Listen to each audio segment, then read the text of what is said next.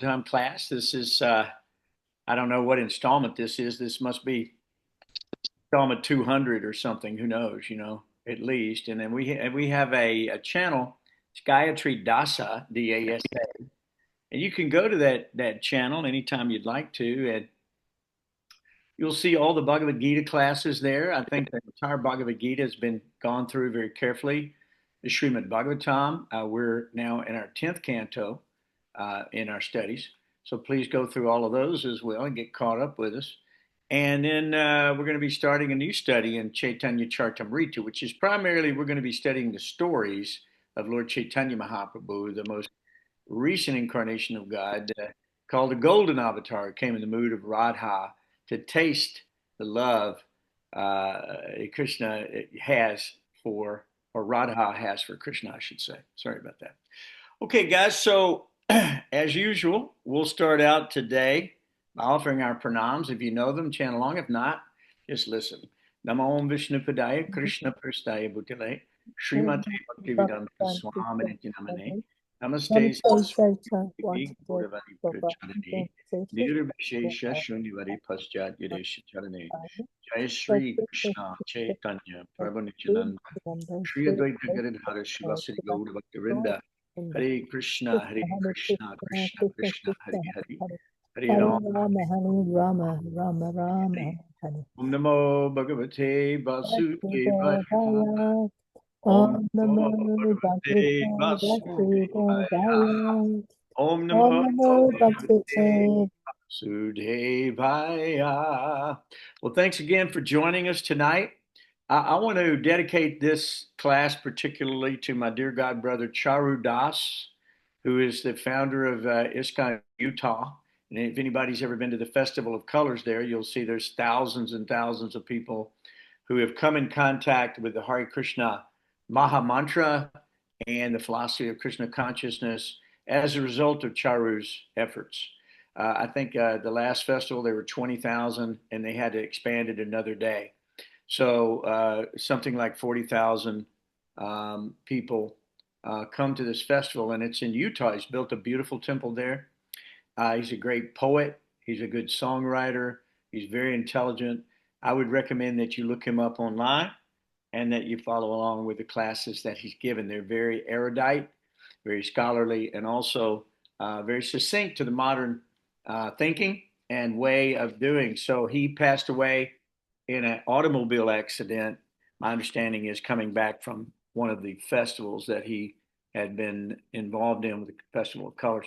So please pray for his extended family and think of him in your prayers tonight. Charu Das, my dear, dear God brother. We're missing you tonight. So I'll start by reading the first 10 or 12. We're going to read 2 chapters tonight. And Ranga, please stay on top of the chat if you don't mind. Okay. All right, and I'll start out by reading the first 10 or 12, and then if anybody else wants to read along, please chime in. Number 1, the glorious King Pariksit said, I wish to hear further about Sri Balaram, the unlimited and immeasurable Supreme Lord, whose activities are all astounding. What did he do? Srila Sukadeva Goswami said, there was an ape named Dvivida, who is a friend of Narkasuras. This powerful Dvivida, the brother of Mainda, had been instructed by King Sugriva. To avenge the death of his friend Naraka, the ape Dvivida ravaged the land, setting fires that burnt cities, villages, mines, and cowherd dwellings. Once Dvivida tore up a number of mountains and used them to devastate all the neighboring kingdoms, especially the province of Anarta, wherein dwelt his friend's killer, Lord Hari. Another time, he entered the ocean and, with the strength of 10,000 elephants, churned up its water with his arms, and thus submerged the coastal regions. The wicked ape tore down the trees in the hermitage of exalted sages and contaminated their sacrificial fires with his feces and urine. You know, you might see this in India. If you ever go to India, a lot of times the monkeys are a little bit irreverent, if you've ever noticed. So it says, just as a wasp imprisons smaller insects, he arrogantly threw both men and women into caves in a mountain valley and sealed the caves shut. with boulders. Once, while Dvivida was thus engaged in harassing the neighboring kingdoms and polluting women of respectable families, he heard very sweet singing come from Raivataka mountain. So he went there. There he saw Srila Balaram, the Lord of the Yadus, adorned with a garland of lotuses and appearing most attractive in every limb. He was singing amidst a crowd of young women, and since he had drunk Varuni liquor, which is a honey beverage coming from the tree there, his eyes rolled as if he were intoxicated. His body shone brightly as he behaved like an elephant in rut. The mischievous ape climbed a tree branch and then revealed his presence by shaking the trees and making the sound of Kali Kalika. When Lord Baladev's consort saw the ape's impudence, they began to laugh. They were all, after all, young girls who were fond of joking and prone to silliness. Even as Lord Balaram looked on, Dvivida insulted the girls by making odd gestures with his eyebrows, coming right in front of them and showing his rear end. This is what monkeys do, by the way. You might have noticed that in India. They jump from one tree to the next, and they do all types of irreverent behaviors, like they steal your glasses, your books. They'll pass stool and urine and throw it at you. You have to be very, very careful. They'll steal your things. So when I was in India in 1970, whatever, mid 70s, I had a Sony Walkman. At the time, that was the newest thing. And this monkey, he saw it, man. He had to have my Walkman. So he was stalking me, and they're slick. They know how to get around. And he got my Walkman. I was going to trade it at the end for some really cool stuff to bring back to the USA, but I think the monkey must have taken it to his master, whoever that is. Even as Lord Balaram looked on, Dvivida had insulted the girls. Angered, Lord Balaram, the best of fighters, hurled a rock at him, but the cunning ape dodged the rock and grabbed the Lord's pot of liquor, further infuriating Lord Balaram by laughing and by ridiculing him. Wicked Dvivida then broke the pot and offended the Lord even more by pulling at the girl's clothing. Thus the powerful ape, puffed up with false pride, continued to insult Sri Balaram. So who wants to pick up at text 16? Start reading. You're muted. You're muted, Ranga. Ranga. I can read if you would like. Has Jai Krishna gone? He was there, but I can't see him now.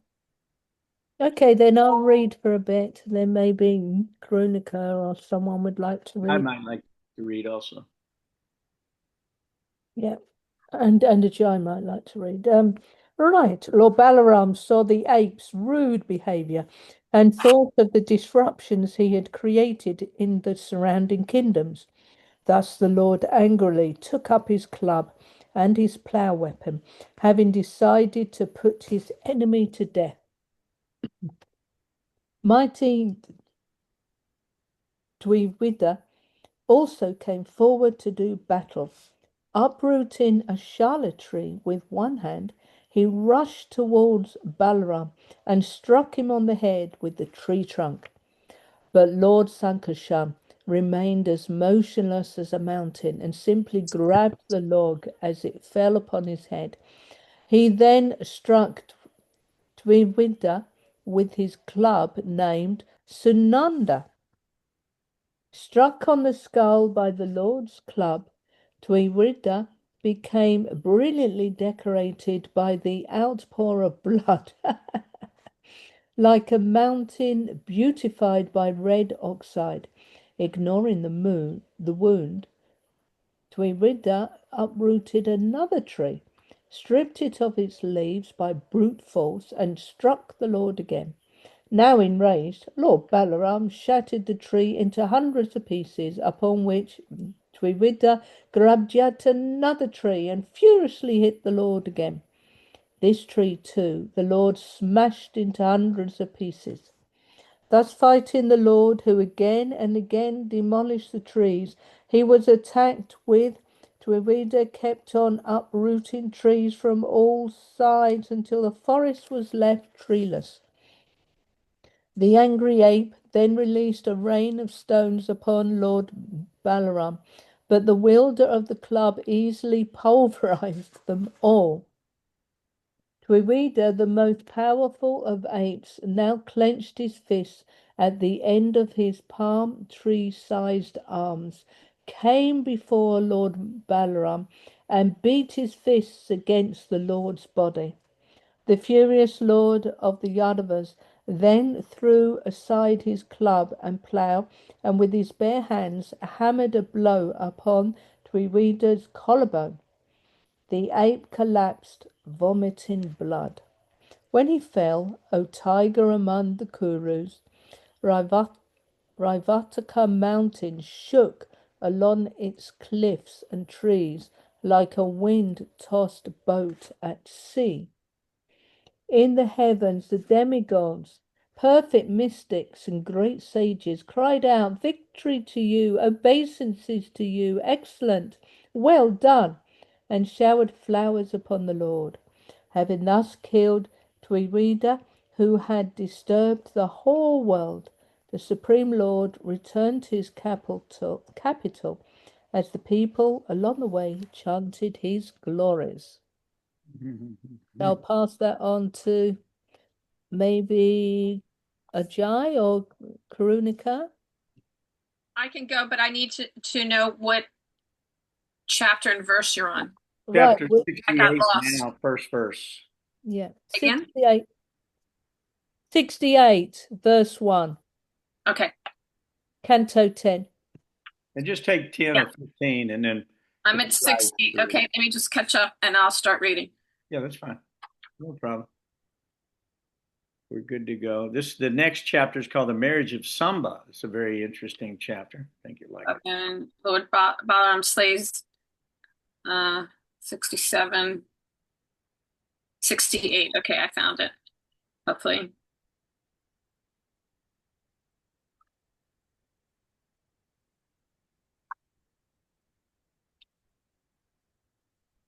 The marriage of Samba. That's correct. Okay. So do you want me to read that first page? Okay. Well, you read about 10 or 12, 15 verses. Okay. Well, there's a page of text and then there's text 1. No, text 1 is what we're reading. Okay, start at text 1. Okay. Sukadeva Goswami said, "O King Jamavati, son Samba, ever victorious in battle, kidnapped Duryodhana's daughter Lakshmana from her Swayamvara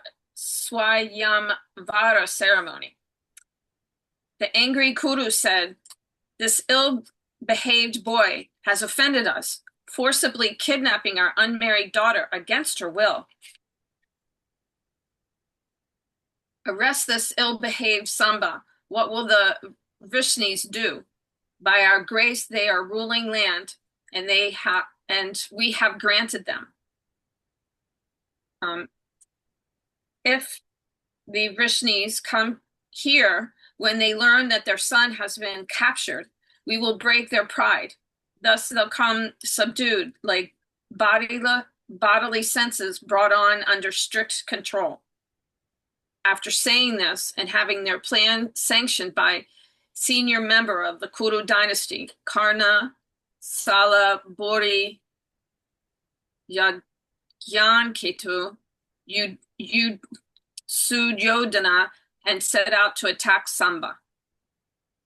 Seeing Duryodhana and his companions rushing towards him, Samba, the great chariot fighter, took up his splendid bow and stood alone like a lion.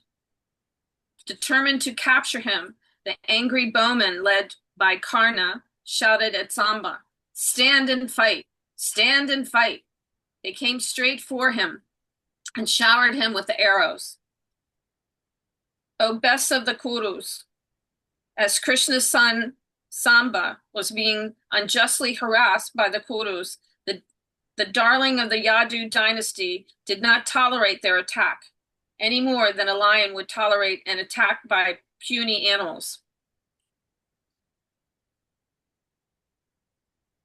Twanging his wonderful bow, heroic Samba struck with arrows the 6 warriors headed by Karna. He pierced the 6 chariots with as many arrows, each team of 4 horses with 4 arrows, and each chariot driver with single arrow.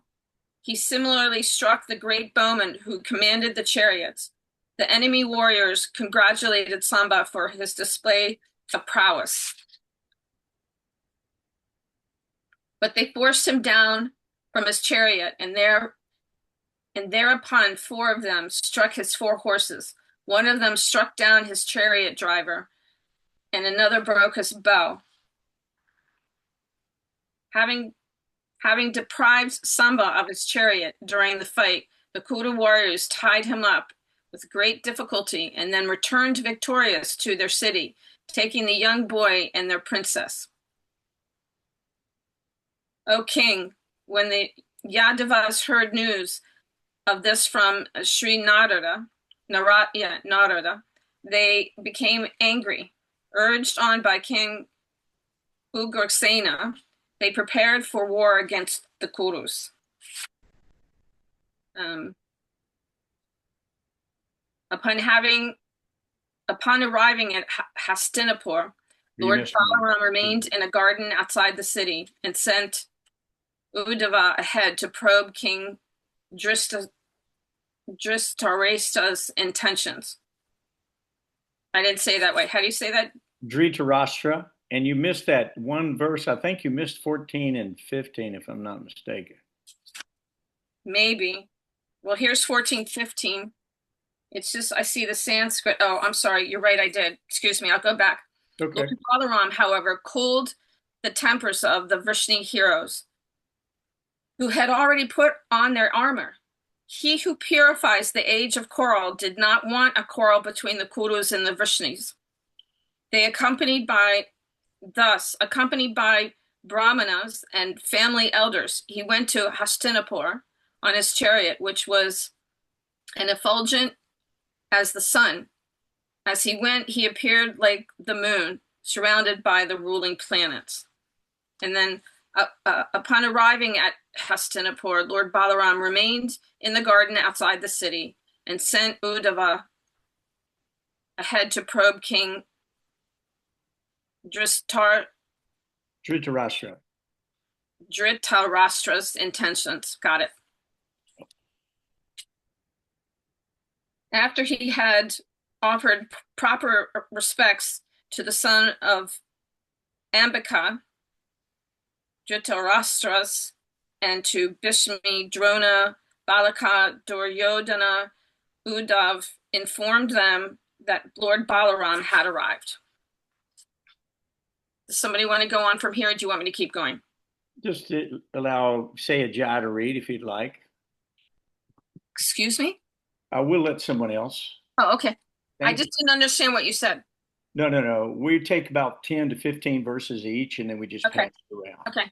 Thank you so much, Karunika. That was very nice. Ajay, are you there? Would you like to read? Yes, Prabhu. Okay.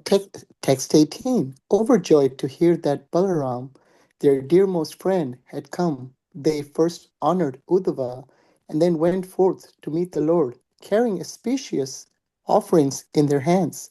Text 19. They approached Lord Balaram and worshipped him with gifts of cows and arghya, as was fitting. Those among the Kurus who understood his true power bowed down to him, touching their heads to the ground. Text 20. After both parties had heard that their relatives were doing well and both had inquired into each other's welfare and health, Lord Balaram forthrightly spoke to the Kurus as follows. Text 21. Lord Balarama said, King Ugrasena is our master and the ruler of kings. With undivided attention, you should hear what he has ordered you to do, and then you should do it at once. Text 22. King Ugrasena has said, even though by irreligious means several of you defeated a single opponent who follows their religious codes, Still, I'm tolerating this for the sake of unity among family members. Text 23. Upon hearing these words of Lord Baladeva's, which were full of potency, courage, and strength, and were appropriate to his transcendental power, the Kauravas became furious and spoke as follow. Text 24. The Kuru nobles said, "Oh, how amazing this is! The force of time is indeed unsurmountable. A lowly shoe now wants to climb on the head that bears the royal crown." Text 25. It is because these Vrishnis are bound to us by marital ties that we have granted them equality, allowing them to share our beds, seats, and meals. Indeed, it is we who have given them their royal thrones. Text 26. Text 26. Only because we looked the other way could they enjoy the pair of yak tail fans and the conch shell white umbrella throne and royal bed. Text 27. No longer should the Yadus be allowed to use these royal symbols, which now cause trouble for those who gave them, like milk fed to poisonous snakes. Having prospered by our grace, these Yadavas have now lost all shame and are daring to command us. Text 28. How would even Indra dare usurp anything that Bhishma, Drona, Arjuna, or the other Kurus have not given him? It will be like a lamb claiming the lion's kill. Text 29. Sri Bhadrayani said, "O best of the Bharatas, after the arrogant Kurus, thoroughly puffed up by the opulence of their high birth and relations, has spoken these harsh words to Lord Balarama, they turned and went back to their city." Text 30. Seeing the bad character of the Kurus and hearing their nasty words, the infallible Lord Brahma became filled with rage. His countenance frightful to behold, he laughed repeatedly and spoke as follows. Text 31. Lord Balarama said, "Clearly, the many passions of these scoundrels have made them so proud that they do not want peace. Then let them be pacified by physical punishment, as animals are with a stick." Text 32-33. Ah, only gradually, as was I able to calm the furious Yadus and Lord Krishna, who was also enraged. Desiring peace for these Kauravas, I came here, but they are so dull-headed, fond of quarrel, and mischievous by nature, that they have repeatedly disrespected me. Out of conceit, they dare to address me with harsh words. Text 34. King Ugrasena, the lord of the Bhojas, Vrishnis, and Andakas, is not fit to command when Indra and other planetary rulers obey his orders. Text 35. That same Krishna who occupies the Sudharma assembly hall and for his enjoyment took the Parijata tree from the immortal demigods. That very Krishna is indeed not fit to sit on a royal throne. Text 36. The goddess of fortune herself, ruler of the entire universe, worships his feet, and the master of the goddess of fortune does not deserve the paraphernalia of a mortal king. Text 37. The dust of Krishna's lotus feet, which is the source of holiness for all places of pilgrimage, is worshipped by all the great demigods. The principal deities of all planets are engaged in his service, and they consider themselves most fortunate to take the dust of the lotus feet of Krishna on their crowns. Great demigods like Lord Brahma and Lord Shiva, and even the goddess of fortune and I are simply parts of his spiritual identity. And we also carefully carry that dust on our heads. And still, Krishna is not fit to use the royal insignia or even sit on the royal throne. Text 38. We Vrishnis enjoy only whatever small parcel of land the Kurus allow, and we are indeed shoes, whereas the Kurus are the head. Text 30, text Hey, 39. Jai, if you don't mind, I think Vamsi might like to read a little bit. Yeah, not a problem, Prabhu. Thank you, Jai. We Yeah, appreciate thank your you. reading. Very, very nice. Thank you. Text 38. We Vrishnis enjoy only whatever small parcel of land the Kurus allow us, and we are indeed shoes, whereas the Kurus are the head. Just see how these puffed up Kurus are intoxicated with their so-called power, like ordinary drunken men. What actual ruler with the power to command would tolerate their foolish, nasty words? Today, I shall rid the earth of the Kauravas, declared the furious Balaram. Thus he took his plow, weapon, and rose up as if to set the three worlds ablaze. The Lord angrily dug up Hastinapura with the tip of his plow and began to drag it, intending to cast the entire city into the Ganges. Seeing that the city was trembling about like a raft at sea as it was being dragged away, and that it was about to fall into the Ganges, the Kauravas became terrified. To save their lives, they approached the Lord for shelter, taking their families with them. Placing Samba and Lakshmana in front, they joined their palms in supplication. The Kauravas said, "O Rama, Rama, foundation of everything, we know nothing of your power. Please excuse our offense, for we are ignorant and misguided. You alone caused the creation, maintenance, and annihilation of the cosmos, and of you there is no prior cause. Indeed, O Lord, authorities say that the worlds are mere playthings for you as you perform your pastimes. O unlimited one of 1,000 heads, as your pastime, you carry this earthly globe upon one of your heads. At the time of annihilation, you withdraw the entire universe within your body, and remaining all alone, lie down to rest. Your anger is meant for instructing everyone. It is not a manifestation of hatred or envy. O Supreme Lord, you sustain the pure mode of goodness, and you become angry only to maintain and protect this world.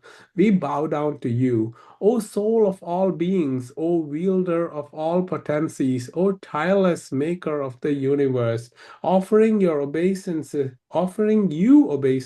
we take shelter of you." Sukadeva Goswami said, thus propitiated by the Kurus, whose city was trembling and who were surrendered to him in great distress, Lord Balram became very calm and kindly disposed towards them. "Do not be afraid," he said, and took away their fear. Duryodhana, being very affectionate to his daughter, gave as her dowry 1,260-year-old elephants, 120,000 horses, 6,000 golden chariots shining like the sun, and 1,000 maidservants with jewel lockets on their necks. The Supreme Lord, chief of the Yadavas, accepted all these gifts and then departed with his son and daughter-in-law as his well-wishers bid him farewell. Then Lord Halayuda entered his city, Dwaraka, and met his relatives, whose hearts were all bound to him in loving attachment. In the assembly hall, he reported to the Yadu leaders everything about his dealings with the Kurus. Even today, the city of Hastinapur is visibly elevated on its southern side along the Ganges, thus showing the signs of Lord Balaram's prowess. Lord Balaram ki jai. Haribo. Haribo. Haribo. Thank you very much, everybody. That was very good reading tonight. We're very appreciative for that. So, has anybody ever been to Hastinapur in India? Vamsi, you been there? Have you I've been been to there? Delhi. Delhi? Yeah. Well, in Hastinapur, isn't it Delhi? I mean, isn't Yes, it yeah. is. So that's the old name is the Hastinapur, just like used to be Bombay, it's Mumbai now. Mhm. So some cities get their names changed around a little bit. I was just wondering if there's a rise in the side of where Balaram drug the city with his plow. So this is not very wonderful. One of the things that we have to be careful about, guys, if we think that Lord Balaram, who is the first expansion really of Lord Krishna, he's the Adi Guru. He's the source from which all other sources come from, such as the Chaturvyuha. You know, when you talk about Mahavishnu, Garbhodakshaya Vishnu, Kshirodakshaya Vishnu, all of these expansions come into each universe and they come from Lord Balaram. So the idea here is it's not very wonderful to think that Lord Balaram could drag one city into a river. He's manipulating the entire universes. So it wouldn't be very much of a real feat for us to or stretch for us to accept Lord Balaram's ability to do these types of things. One of the things that stuck out, and I wanted to ask before I start commenting, is there any questions or comments that anybody else wants to add into this discussion? Because this is a casual discussion. There's not a lot of super duper philosophy in here tonight. We're just going to cover a few small things. We'll probably get out of here pretty early tonight. I got a feeling. Prabhu, so lot in the chat, there's a lot going on in the chat. Well, Rangavati, can you look at the chat for us there? No, I'm not seeing anything new in the chat, no. I No. was Crystal says we are blessed to be here and are thankful, and she wants to go to India so bad. I can see that. Yeah, that's really Um, Me too. I had a question though, about him giving away these 1,000 maidens. okay. Because we don't hear about it, I don't think, not yet in our readings of Srimad Bhagavatam, but was slavery part of the culture in these times that they Well, could just give away or sell people? no, it's not quite like you're saying, I don't think. I think that is a later, of course, demons are always taking slaves. Just like we saw that Dvivida earlier was taking men and women and putting them in caves and causing them to do all types of things. And he was abusing women and all kind of things. Yes, slavery has been going on probably since there's been a materialist because people want to overlord the material world. They want to be Krishna. As a matter of fact, if you look in Saudi Arabia or in the Arabian Nights and so forth, a lot of the big, I guess, Bedouins who had a larger army would go then attack another army, take their women, take their children. We've seen this throughout all history. Of course, slavery is there. Demons don't have moral character, and you can see that by the acts here of the Kauravas. When Lord Balaram goes to create peace, he's actually going there on a peace mission. This actually reminds me of when Krishna went to talk to Dhritarashtra and Duryodhana, and they wouldn't even give. And this is after the Pandavas came back from exile for all those years. And by the way, these guys are not very nice guys. They tried to burn them down. They tried to kill them. They've done every kind of horrible thing to them you can imagine. They cheated them in gambling.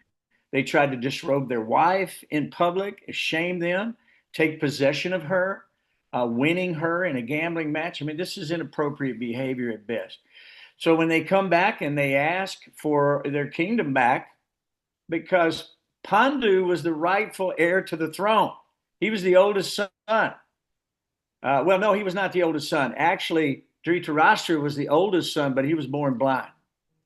So the kingdom went to Pandu because Dhritarashtra was blind. So therefore, he couldn't rule. He was not qualified. Didn't have facilities to. So Pandu's sons should have been the rightful heirs to this whole kingdom, Vrishni's kingdom, right? The whole thing. or the Yadu's kingdom. But the bottom line was it was usurped by Duryodhana and Dhritarashtra. And they wouldn't even offer Krishna and the Pandavas enough land that would fit on the head of a pin. Although Kshatriyas are duty bound to protect society, and they took away their service. They took away their land. They took away their kingdom. Therefore, the battle of Kurukshetra had to start. So yes, Ranga, there has been slavery on and on and on, but this was not slavery you're talking about. This was more like the king. Okay, so the king is qualified at this time to have lots of wives, because he had wealth, he had the ability to do that, he could take care. And I guess in nature, there's more women there than there are men. At least that's what I've understood. Somebody could probably look this up on Google and find out the answer. But the idea was back in those days, polygamy was fairly, it was a common practice. But because men have become degraded and are not competent to even manage one woman correctly, I'm sorry, but it is true. So therefore, this polygamy is not allowed at all, because people are being neglected, they're being abused, they're being used, they're being exploited, and so forth and so on. So this is not part of our culture, but we're going back thousands of years here, people. We're going back to a demon who could crush mountains and throw boulders. We're going back to a time when one man could stand before literally an army and by his prowess virtually destroy it. Samba was Krishna's son, and he went in the Rakshasa style to claim his bride, right? So Duryodhana's daughter. He went there to get her, and he took her. But in the process, a battle ensued. Now, he's Krishna's son, and he fought off a lot of guys, but they finally got him. And when they did get him, it was an embarrassment. Balaram goes to create a peace between them, very much like Krishna did. But they found out that demons are not reasonable. They're not very reasonable. They're crude, they're rude. Really, it's socially unacceptable type behavior is what they're involved in. So, yes, but these maidens went along with the queen. They would go along with the princes to be their maidservants, and they lived in the palace, and their parents were very happy to have that happen. It was not like they were sold into slavery. However, in the Indian culture, normally when a woman is betrothed to a man, it's done by a decision by the parents. And they take a lot of things into consideration. One of the things is astrology. The other thing is the qualification of the families. Is it evenly yoked type of a family? And so therefore the daughter is betrothed when she's very young, and she's protected until the man becomes 25 years old, and he's qualified to take a wife. And at that time, he's already betrothed to her, and they actually then start their marriage at that time. So these are decisions that were made in society at the time, Ranga, not necessarily slavery. Okay, that's a good question. No, I like that. Good question. Any other questions that you can think of? Does anybody else want to make a comment about what I just said? Vamsi, you might know. Yeah, also the maids are like friends of the bride, Right. and they want to be with the bride all the time. So it's not forced, but it was just they're just going with their friend. That's Uh, correct. Yeah, they're happy to be in the palace of the king. I mean, come on, what an upgrade in their lives. So, if you may not be the princess yourself, but if you're living with the princess, you're living in a lifestyle similar to the princess.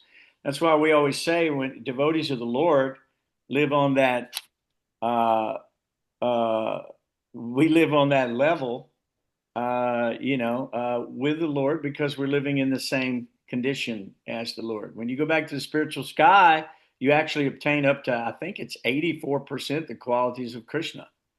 Wow. And the prowess of Krishna. So the idea is, yes, you are heir to the throne yourselves. Each and every one of you is an expansion of God. You're all sons and daughters of the one Father. We're all brothers and sisters here.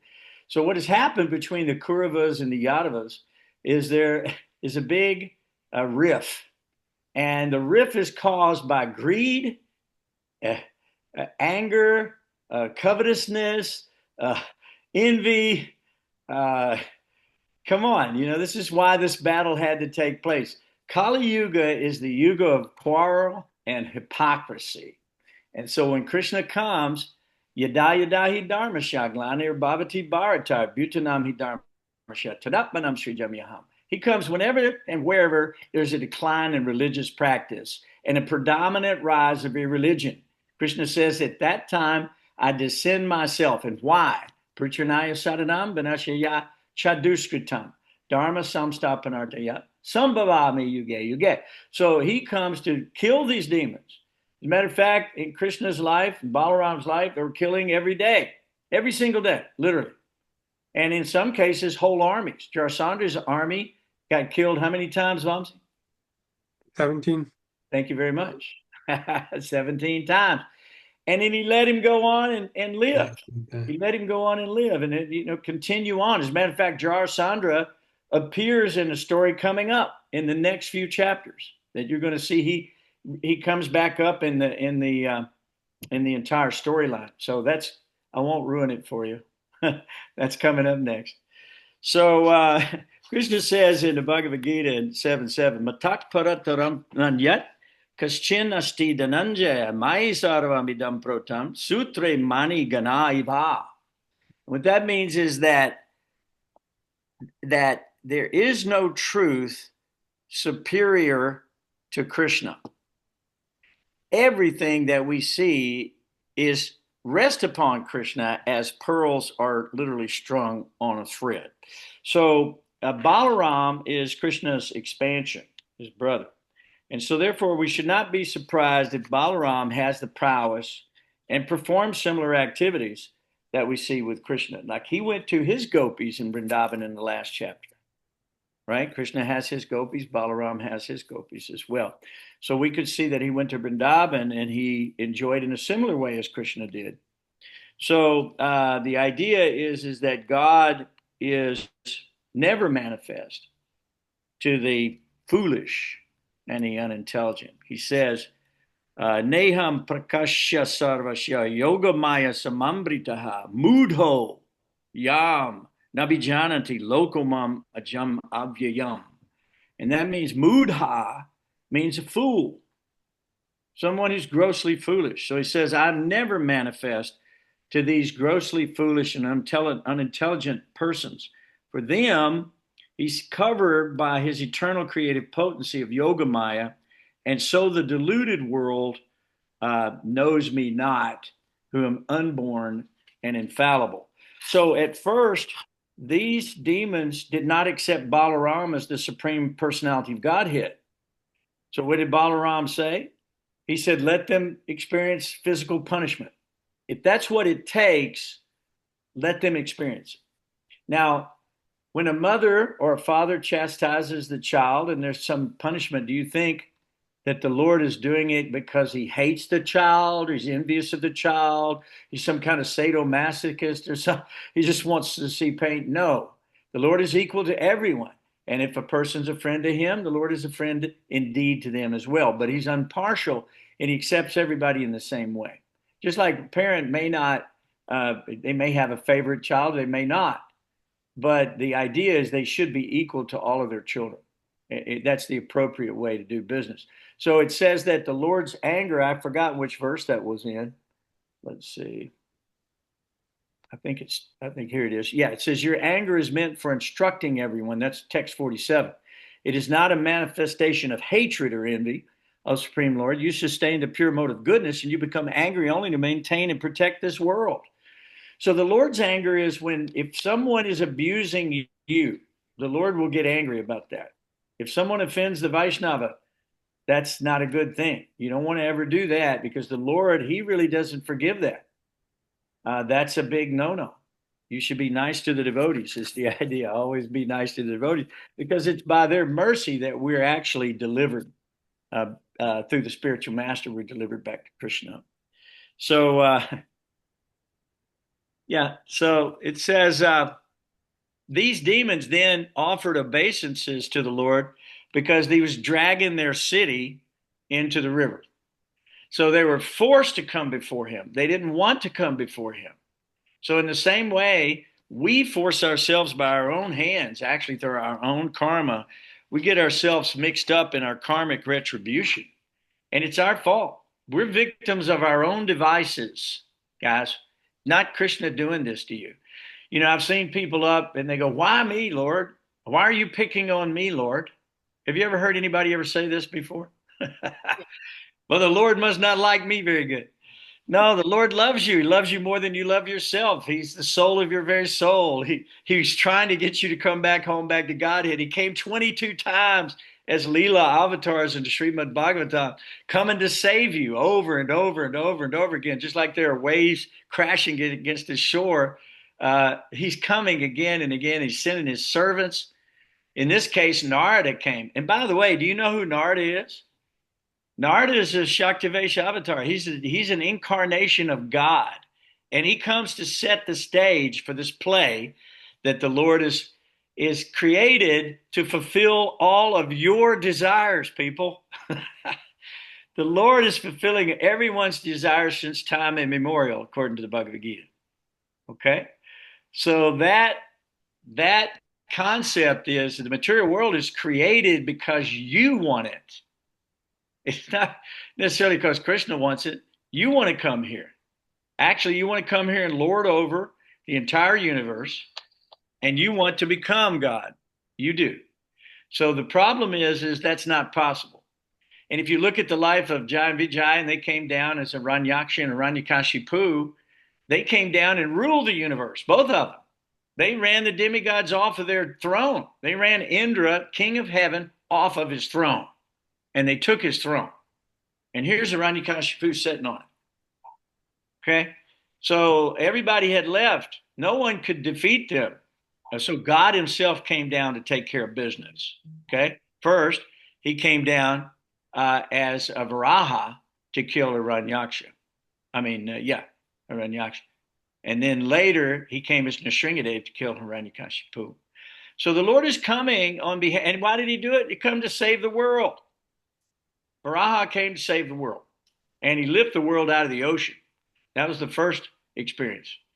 The second one was Hiranyakashipu, who came to save Prahlad Maharaj. So the Lord is coming to save us.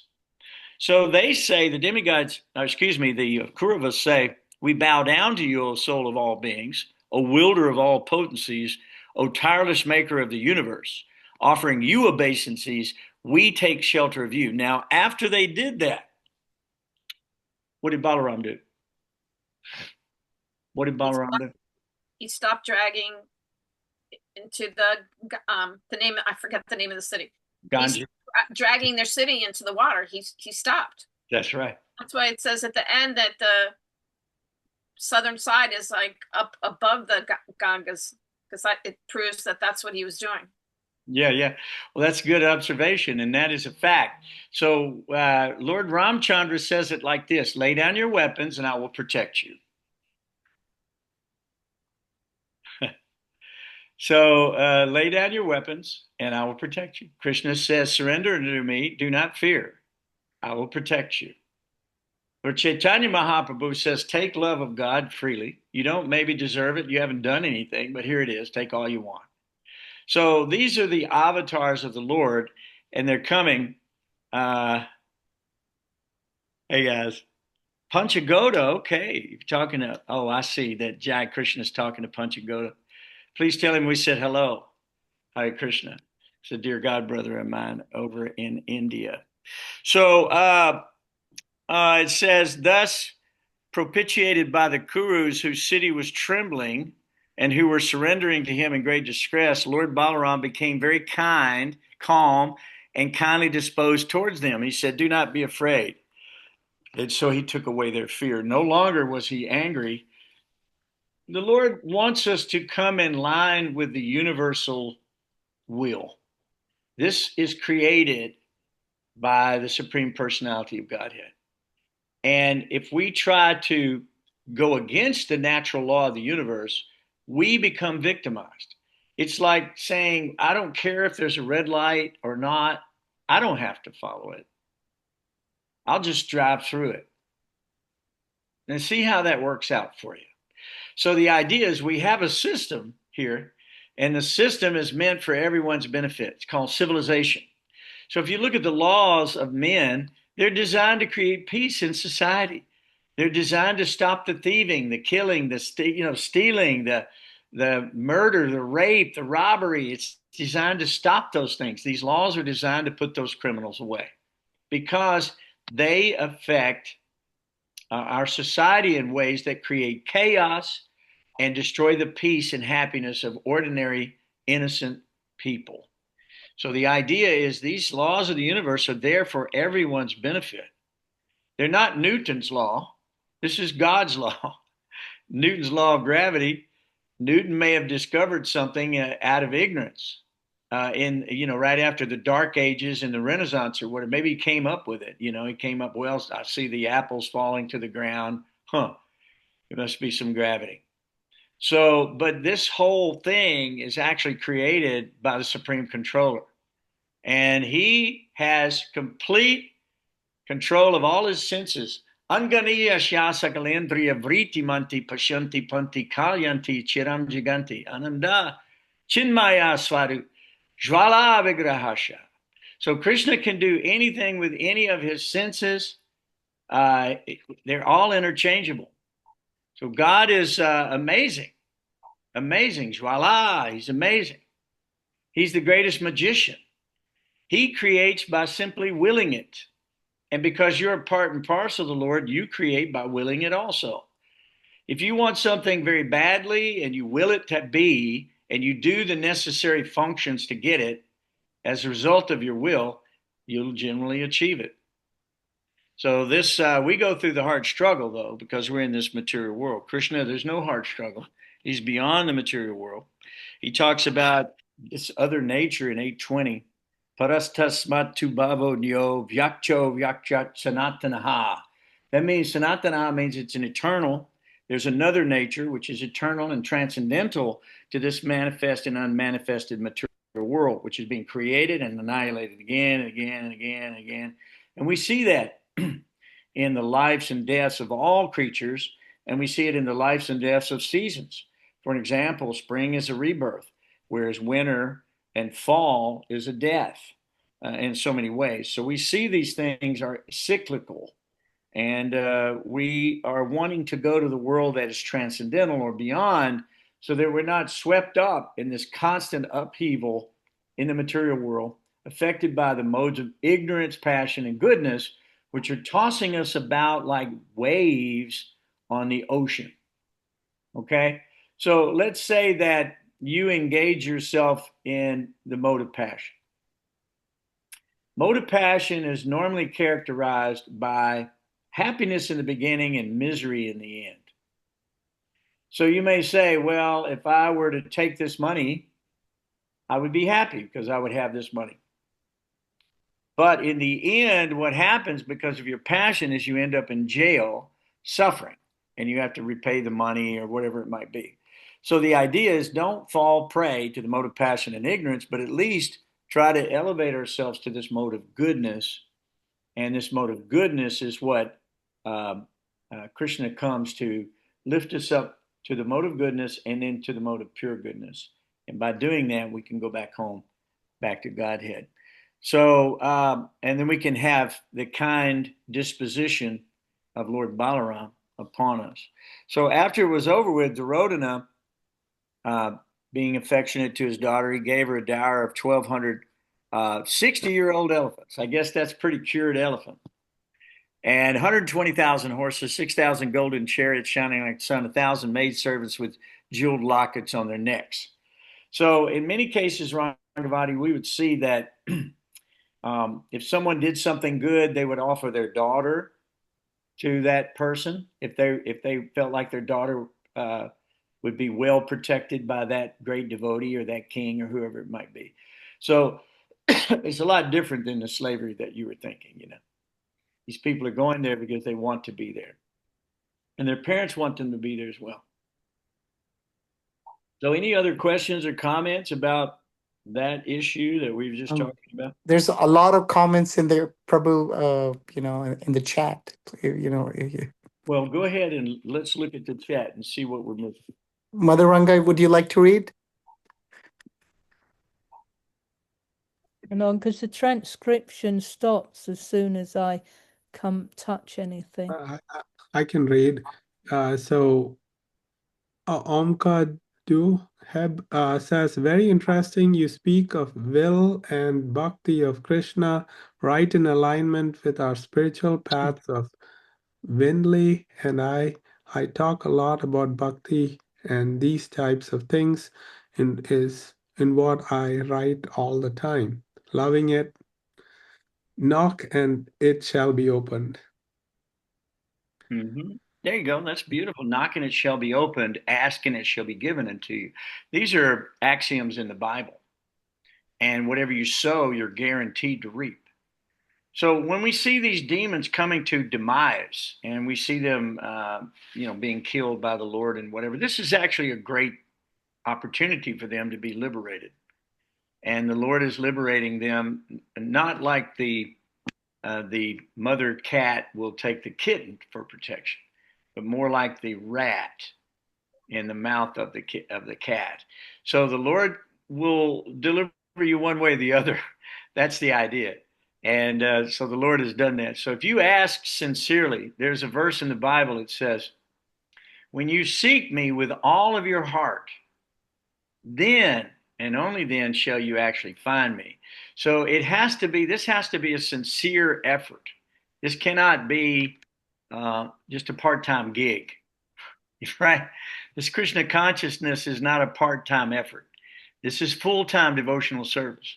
So the idea is this: when we add Krishna to everything we do, we're perfected. That's the one missing ingredient that we gotta have. We have to have. If you look in the Bhagavatam, it's described very carefully. The verse is Savai Pumsang Paro Dharmo Ito Bhaktir Hoksajay Haitukia Pratiyata Yatma Supersedity. And that means that the supreme function or occupation for all living people, for all humanity, is that effort by which loving devotional service to the Supreme Lord can be manifest. Such devotion must be uninterrupted and unmotivated to completely satisfy the self. So here's the thing. Let's say that you're going to serve God because you want money. Oh, if money doesn't come, then you're going to quit serving God? No. Question mark. You see what I'm saying? But this is the business arrangement most people have, and therefore they go to either God or to the demigods for some business arrangement. And they go, I want a beautiful wife. Well, if you don't get one, well, what do I need God? There was an incident in England, actually, back in World War II, where the RAF, the pilots are very brave. They would go up every night and they would just meet the Germans head on. In bombing raids, and so it was horrible. And every night their wives would go, dear God, please, please bring my husband home. Please, I need my husband back. So sometimes the husband didn't come back. So in some cases, these ladies became disenchanted with religion because they thought, you didn't do what I told you to do, God. So what use are you? If you're not going to do what I told you to do, what's your value? I mean, we think God is some valet service.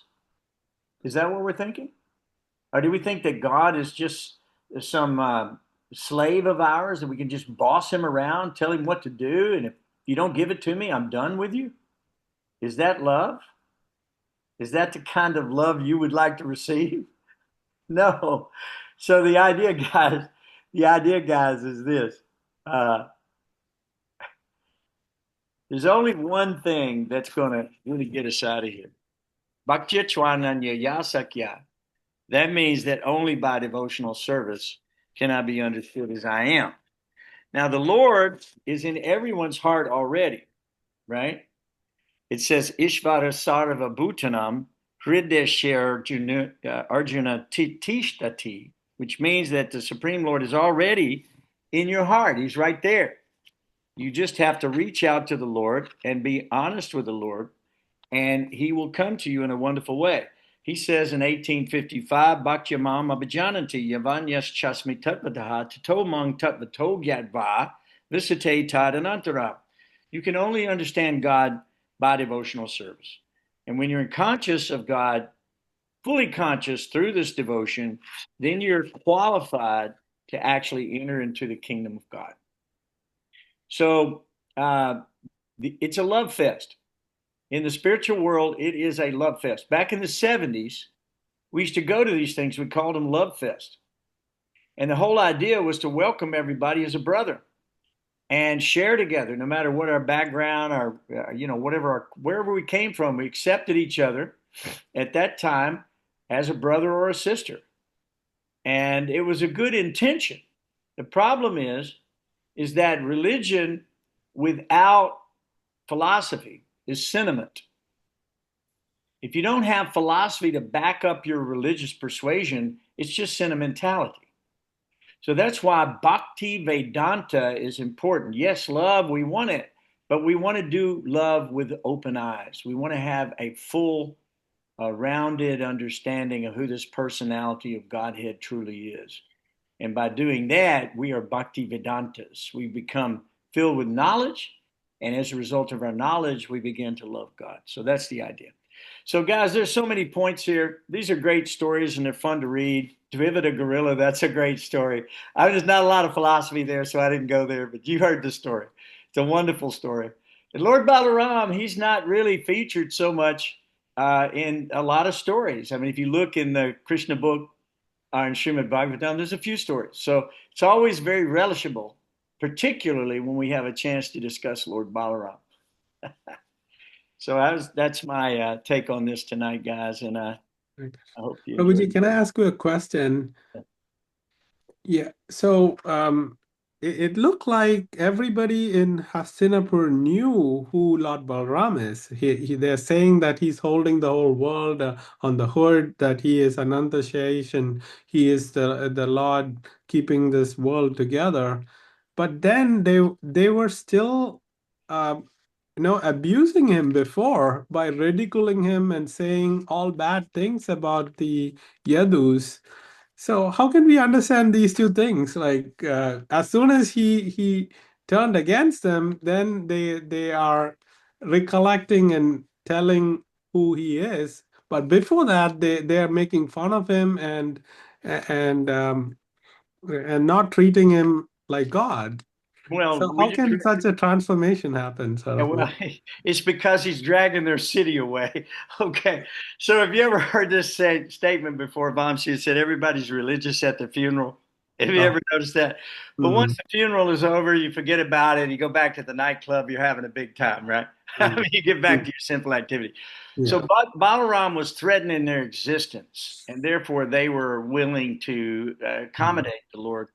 But the Lord says, "Neha bikrama nasosti." In other words, fools are going to deride me when I descend in the human form. And so these Kurus are demons. They were killed at the battlefield of Kurukshetra. Only 5 left. That was the Pandav brothers. That was it. All of these people had to be liquidated from the earth because they were a great burden. Mother Bhumi went and asked for Krishna to come down to save this, because these so-called Raja Rishis were simply demons in the dress of kings, and they were exploiting the citizens. But even Arjuna fell prey to Yoga Maya. So it's not unusual that we should think that others would as well, right? I mean, not only Arjuna, but even Krishna's parents. For a moment, Krishna appeared before them as God. Yeah. He had to do that because he had to wake them up. Arjuna actually says, Param Brahma, Param Dhamma, Pavitram Paravam Bhavan, Purusham Shashvatam Divyam, Adidevam Ajam Vibhum. And he says that you are the supreme personality of Godhead, the ultimate, the supreme abode and purifier. You're the absolute truth. You're the eternal divine person. You're the primal God, transcendental and original. You are unborn and all pervading. All the great sages say this about you, but now you're declaring it directly to me. But how did Arjuna start out? He was confused about his duty and weakness. He needed a spiritual master. So he took Krishna, and then Krishna explained who he was to Arjuna. And so, in the same way, Krishna's own mother when she looked in his mouth and saw that the dirt, the other boys had accused of Krishna eating dirt. She looked in his mouth and saw the universe. She herself was astonished. Listen, here's the reason, really, Vamsi, if you really want to know, it's all about playing along. If you're in a state of awe and reverence, you're not probably going to have a maternal relationship with Krishna. If you're awe and reverent, you're going to lose that maternal aspect. Arjuna apologized to Krishna as soon as Krishna revealed his universal form. He said, I've offended you. I've laid on beds with you. I've joked about you. We've kidded around as buddies. I've been irreverent. I've ridiculed you. I've laughed at you. All these things. Arjuna said, please, now understand that you're God. Please don't hold this against me. You understand what I'm saying? So these asuras, these kurus, Dronacharya, and Samba's cool, man. I mean, he went to take his prize. He wanted her as his wife, that princess of Dronacharya, and he went to get her. He was going to take her back home, just like Krishna did Rukmini. Remember? That's called the Rakshasa style. Did you know that? It's chivalrous. You got to be pretty badass. Excuse my language. If you're going to go into somebody's city and take the princess away, now come on. That's your knight in shining armor on a white horse, guys. That's what all the girls want. They want a guy to come in and rescue them from the hellish condition that the material world was created for them. And of course, with the princess, I don't know how much hellish condition she would have had. She was being treated in a very royal way. But you understand what I'm saying, Vamsa? You get it. Yeah. So there's tons of explanations about how Yoga Maya has overcome everybody. Even Nanda, Krishna's own father. Krishna's own father. When Garga told him, he said, hey, your son, he's God. I mean, he was like, what? He said, yes, all the symbols on his body are God. And, he didn't really want to tell everybody else about it in the community because they thought he might be crazy. But then Krishna does all these amazing things with the cowherd boys and the gopis and the demons, and he's killing all these demons. Everybody has to accept the fact that he is God. Because can you hold up Govardhan Hill yourself on your little finger for days on end? Can you do that? Did Indra come and offer his prayers to you in supplication, folding his head, the king of heaven himself, who's living in a place, it looks just like the spiritual sky, but it's in the material world. So Indra comes, Brahma comes and offers his prayers. Shiva comes and offers his prayers. You understand what I'm saying? So if we read those, we'll know what our condition is. And we're illusioned by Mahamaya. We're not in a state of Yoga Maya. We're in a state of Mahamaya. Mahamaya means we think we're the material body, and we think that everything that surrounds our material body is our possessions, is my house, my money, my family, my car, my this, my good looks, my whatever it is you think you got. This is all borrowed plumes. It belongs to God. He loaned it to you for a little while. Now give it back. That's called Bhagavad Dharma, Sanatana Dharma, function of the soul, to give it back. Then you'll be happy. Guys, there's a lot of verses we could go over here, but I think, just we did with the time that we had, I think we've covered quite a bit of this. What do you think? Crystal had some points here on her.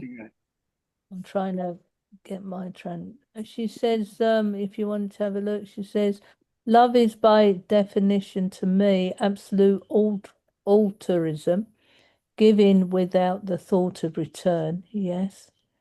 I look at it like this. No matter what someone says or does, what may be imperfect for us may not at all be imperfect, just our perception thereof. If someone wants to talk about someone, that does not mean I have to believe what others tell me. Even if everything was taken from me, I have to always think dual-natured, meaning what if, why, etc. Duality is call until it becomes one in singularity. Two perceptions are just different versions of a truth. It is up to us to make up our own minds if It all comes from the same source. Sorry if I do not make sense. My mind is always in the clouds. That's very good. That was very well written, as a matter of fact. Let me tell you, Krishna says something about that in Bhagavad Gita. He says, the mind of those who are irresolute is many branched. But when one understands that Krishna is the source of all moving and non-moving living entities, that everything belongs to him, and then what happens is we become one in truth. And we may see it from different perspectives. That's true. Just like when Krishna entered the arena when he came to kill Kamsa in Mathura, everybody in the arena saw Krishna a little differently. The women saw him in one way, the demons saw him as certain death. You know, the devotees saw him as their salvation and their hero. So, yes, but the truth is he is that supreme person in all cases and in all circumstances. So, if our minds are divided, it's because in many cases we're speculating and concocting what we think is truth. That truth may be only a relative truth. It may only apply to you in a particular circumstance. But in the Vedic axioms, which are written in Sanskrit from thousands and thousands of years ago, those truths have endured the test of time and thousands of years and have proven themselves true over and over and over and over again in these practical circumstances that we can actually readily understand in the stories of Srimad Bhagavatam and specifically the story of Bhagavad Gita and the Mahabharata. These are great stories where you can see truth come to life on the pages of the Shastra. And then you can understand it by the action of others, what not to do or what to do. So that I want to share that with you. Okay. Prabhuji, can I share? Like I was looking at Hastinapur on the map, Yeah, just and I was trying to find where Balramji would have pulled Hastinapur to the river, and I think this may be it. If you allow me to share for well, I us. just gave it to you. Go ahead. Okay. So here you can see that there is Hastinapur is right here. It's saying Hastinapur. And Yeah. I come to the map and I say terrain, terrain. So if I do terrain, then the black marks show mountains, and the river is right here. So I'm guessing this is where the land got wrinkled because he pulled it with the plow, and it looks like there are some high temples they built there.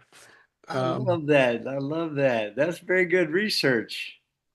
Yeah, Yeah, you can definitely see the elevated geography there, yeah, just towards the Ganges River. They didn't get too, Balaram didn't get too far before they stopped and yeah, started yeah, praying, you know. right. Yeah. Yeah, those prayers are from, if you ever want to read them again, they start at verse 42 and they go all the way through, I think, 50, I don't know, 49. So you can read those prayers again sometime about what they have to say after Balaram had drugged the city. So that's very good research, Vamsi. Thank you for that. I can see that big earthen mound where the Lord is pulling. Mhm. What did Balaram do with his plow a couple of weeks ago? Does anybody remember on the last couple of times when Balaram got angry again last time? What did he do? Don't you tell me, Bumps, to see if anybody else knows. Does anybody know what Balaram did with his plow when he was in Vrindavan? Wasn't it he called Mother Jamuna had to come, didn't she? But she didn't come. Yeah. So what happened? He used his plow to Yeah, bring her to her. so many tributaries now because of that. I wonder if Vamsi could look that up on the geography.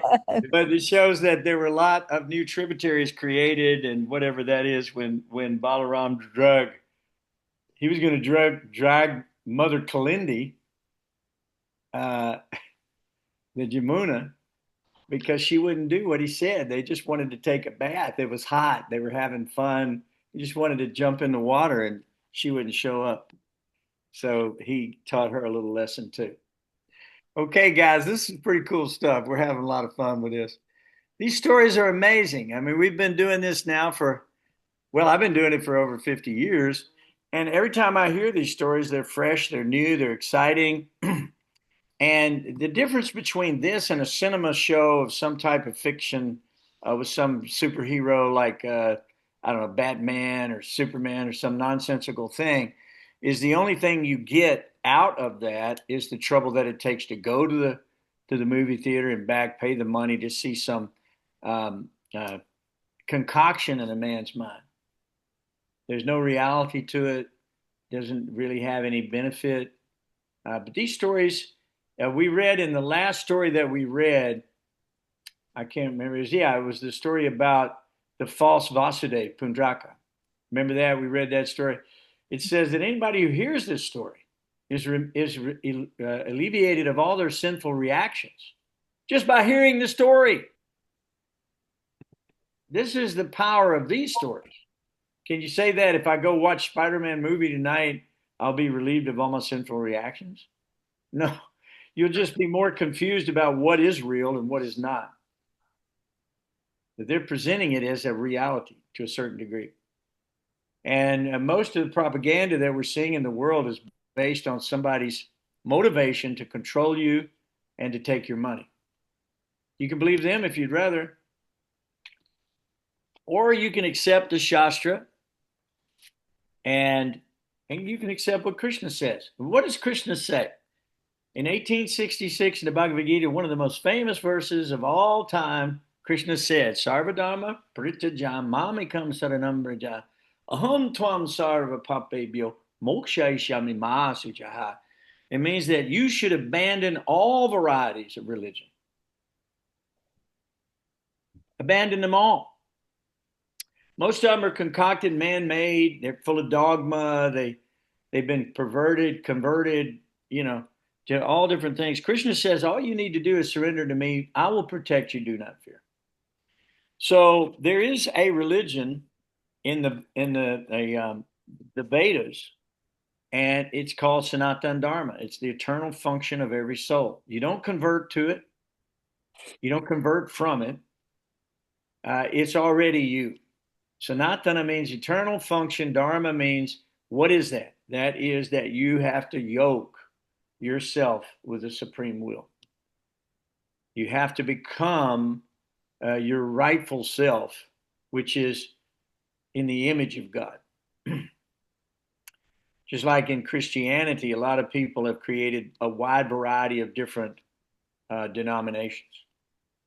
But Christianity would mean the one who follows Christ and adheres to Christ's instructions. That's what it should mean. That's what it should mean.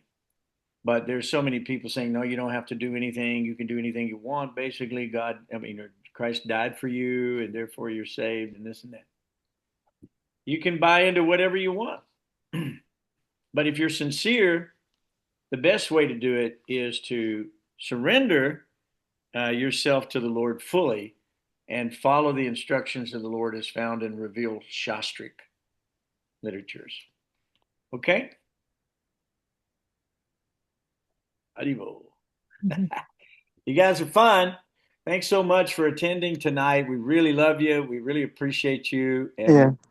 Prabhu, I'd like to add something. So this new couple that came today, Yep. so every Wednesday they deliver flowers at the Hikna temple for Lord Jagannath. Oh, how wonderful. That is your perfection. Jagannatha Swami Nayana Patagami, Bhava Tume. We love Jagannath, and we love the beautiful Jagannath deities at the temple in Huntsville. If you've never seen them, it's a sight to behold. They're almost exactly the same size as the ones in Orissa. And so everybody should definitely go. We'll be going down there again soon. And thank you for your service to Lord Jagannath. I know that he'll bless you and your family in ways you can't even possibly comprehend at this time. So chant after me. Hare Krishna. Hare Krishna. Hare Krishna. Hare Krishna. Krishna Krishna. Krishna, Krishna Krishna, Hare Hare. Hare Hare Hare, Hare. Hare Rama. Hare Rama, Hare Rama. Hare Hare Rama, Rama Rama. Rama Rama, Rama. Hare Hare. Hare Hare Hare. Hare. Thank you so much. And be here next week, same time, same station, for more of the great adventures of these personalities from Srimad Bhagavatam. Hare Krishna Prabhu, I found the video of the Lord breaking Yamuna into many tributaries. What you got? Let's see it. Here, it's called Ram Ghat in Yamuna. So you see the land is smeared with the river. Yeah. Yep, I see what you mean. Yeah. Yeah. Well, there you go, guys. Well, they found Dwarka. They found Krishna's city that fell into the ocean. So we know that that's a historical thing. It's there under the water. So all of these historical things, they help to prove for the disbelieving. I mean, we might need some physical proof, just because show me, a lot of people are from Missouri, show me state. If I don't see it, I don't believe it. Mm-hmm. But really, what we have to do is see through the ears. That's our oral reception. We have to hear, and then we can understand God. Shravanam, Kirtanam, Vishnu, Smadanam, Padasevanam, Archanam, Vandanam, Dasham. What is it? Sakyam. Nivedanam. Yeah, okay. Very good. So, different variety, different ways to understand God, but it all starts out by hearing. So, that's what we're doing, guys. Thank you again for coming tonight. I'm going to end the meeting now, and I'll be looking forward to seeing you all next week. Okay? Hari Hari Bol. Hare Krishna. Adi Barade.